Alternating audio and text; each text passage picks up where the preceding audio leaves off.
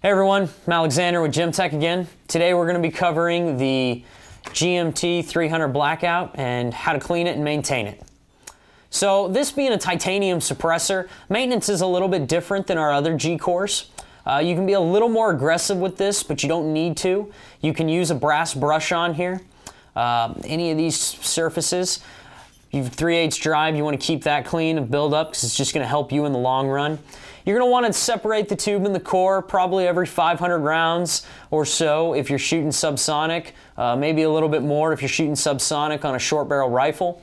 It's just going to help you in the long run. Again, that buildup is just going to solidify in here and make it more difficult to separate your tube and your core. And that's not something anybody wants. So, once you've decided to actually clean your suppressor, let's start with the tube. So the tube itself, you're going to see a lot of buildup. You're going to see buildup inside of the tube that is going to look just like the core itself. All of these patterns here are going to be on the inside of your tube. So you're going to start by using a brush, brushing it out, getting all of that buildup out of there. Take your CLP, put it on a brush, put a few drops inside, work it, get it all out. Use a towel, a rag, pull it out, just like you'd be, a boar snake through a barrel. Think of this as a giant barrel, and you're just getting buildup out of there. The next thing you want to keep clean is going to be your threaded surface here.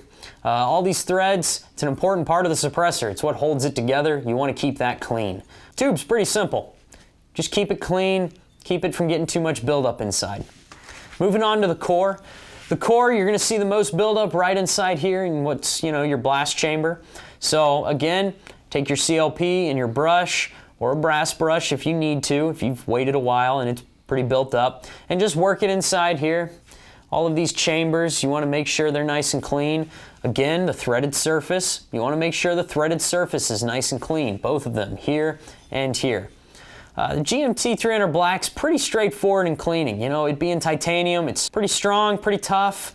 Blackout's not as dirty as your long rifle or your 22. So that's good, but you will start seeing some buildup.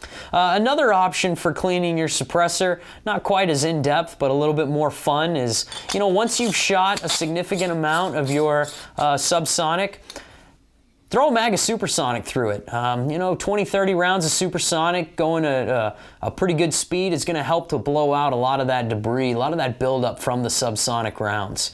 So that's another option, but again, just to make it easier on you, kind of always after every shooting session want to separate that tube and the core.